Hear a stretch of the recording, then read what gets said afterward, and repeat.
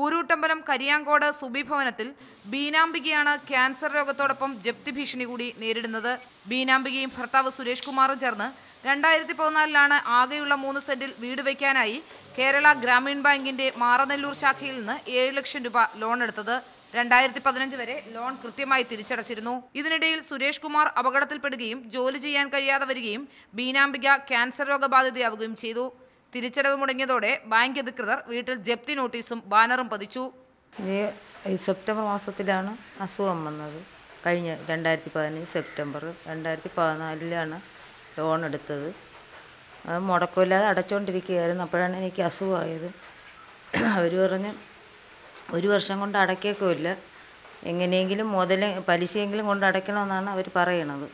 പിന്നെയാണ് നമ്മളിവിടെ ഇല്ലായിരുന്നു, അപ്പോഴാണ് ഇവിടെ നോട്ടീസ് കൊണ്ട് ഒട്ടിച്ച് ഇട്ട് പോയത്. അപ്പോൾ ബാങ്ക് മാനേജറെ കണ്ടാൽ പറഞ്ഞു എൻ്റെ ഇതെല്ലാം കൂടെ വെച്ച് അസുഖത്തിൻ്റെ ഇതൊക്കെ കൊണ്ട് കൊടുക്കാൻ പറഞ്ഞിട്ടുണ്ട്. അവർ ഹെഡിൽ അയച്ചിട്ട് എന്തെങ്കിലും തീരുമാനം എടുക്കാമെന്നാണ് അവർ പറയണത്.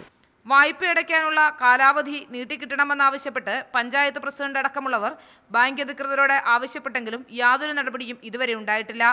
10 വർഷ കാലാവധിയുള്ള ഭവന വായ്പ ആകെ 1 വർഷമാണ് തിരിച്ചടവ് മുടങ്ങിയിട്ടുള്ളത്. രോഗത്താൽ തളർത്തുന്ന കുടുംബത്തിന് 2 പെൺമക്കളുടെ വിദ്യാഭ്യാസ ചെലവ് പോലും ഇപ്പോൾ താങ്ങാനാവുന്നില്ല.